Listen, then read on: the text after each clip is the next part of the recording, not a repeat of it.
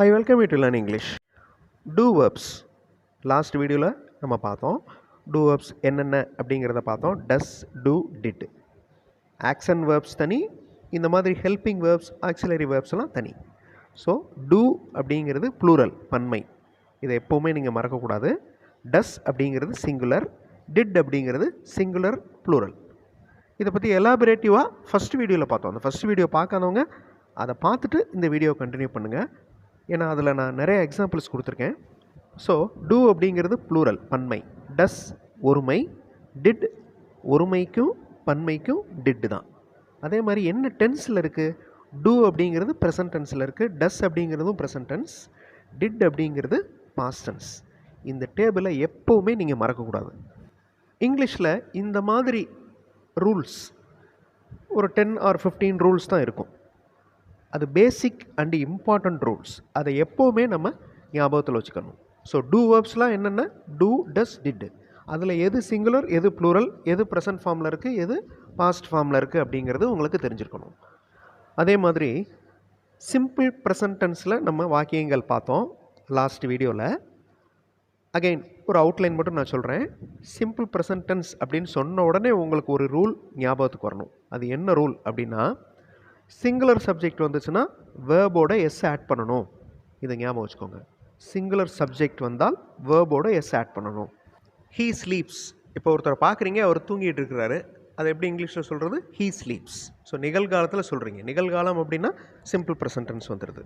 அப்போ simple present டென்ஸ்னு சொன்ன உடனே உங்களுக்கு அந்த ரூல் ஞாபகத்துக்கு வந்துடணும். சிங்குலர் சப்ஜெக்ட் வந்தால் வேர்போட எஸ் ஆட் பண்ணணும் அப்படின்னு. இங்கே சப்ஜெக்ட் எது? ஹீ. அப்போ ஹீங்கிறது சிங்குலர், ஒருத்தர் தான். அவர் இல்லைன்னா அவன். அப்போ ஸ்லீப் அப்படிங்கிற வேர்போட எஸ் ஆட் பண்ணுறோம். He sleeps. He does not sleep. அவர் தூங்கவில்லை. இப்போ சிங்குலர் இருக்கிறதுனால டஸ் யூஸ் பண்ணுறோம். He sleeps, he does not sleep. இப்போ ஒரு இஃப் கண்டிஷன் கொண்டு வந்தோம் லாஸ்ட் வீடியோவில். If he does not sleep, அவர் தூங்கவில்லை என்றால், if he does not sleep, நான் வருவேன், ஐ வில் கம். இது simple future tense. If he does not sleep, I will come. இன்னும் ஃபர்தராக பார்க்குறதுக்கு முன்னாடி ஐ welcome you to this channel சென்டாக்ஸ். உங்களோட இங்கிலீஷ் கம்யூனிகேஷன் ஸ்கில் டெவலப் பண்ணுறதுக்கு வீடியோஸ் அப்லோட் பண்ணிட்டு வரேன். ப்ராக்டிஸ் பண்ணிட்டே இருங்க, கண்டிப்பாக டெவலப்மெண்ட் இருக்கும். Now look at these sentences. The student reads. இது லாஸ்ட் வீடியோலே நம்ம பார்த்துட்டோம். The student reads, the student does not read. If the student reads, he will understand. Okay, if the student reads இது simple present tense. He will understand அப்படிங்கிறது simple future tense. So ஒரே சென்டென்ஸில் 2 tenses வருது பாருங்கள்.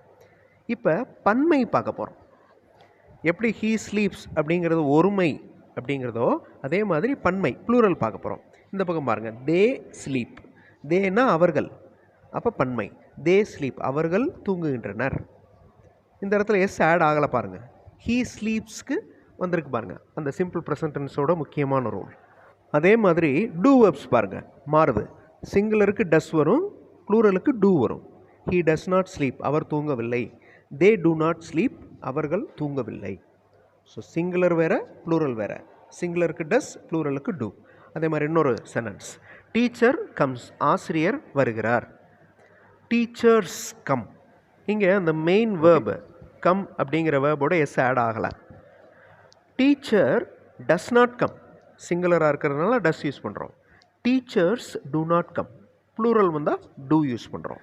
இங்கே இருக்கிற எல்லா வாக்கியங்களும், இங்கே 4 sentences இருக்குது. எல்லா சென்டென்சஸும் எந்த டென்ஸில் இருக்குது?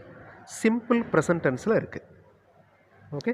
த ஸ்டூடெண்ட் ரீட்ஸ், அந்த மாணவர் வாசிக்கிறார். த ஸ்டூடெண்ட்ஸ் பன்மை வந்துடுது. அப்போ read. The students read. The student does not read.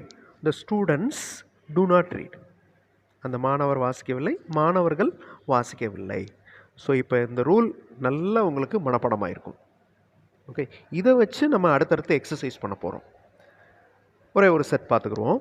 He runs, we run. வேர்போட எஸ் ஆட் ஆகலை. சிம்பிள் ப்ரெசன்ட் டென்ஸ் அப்படின்னு சொன்ன உடனே அந்த ரூல் ஞாபகத்துக்கு வரணும்.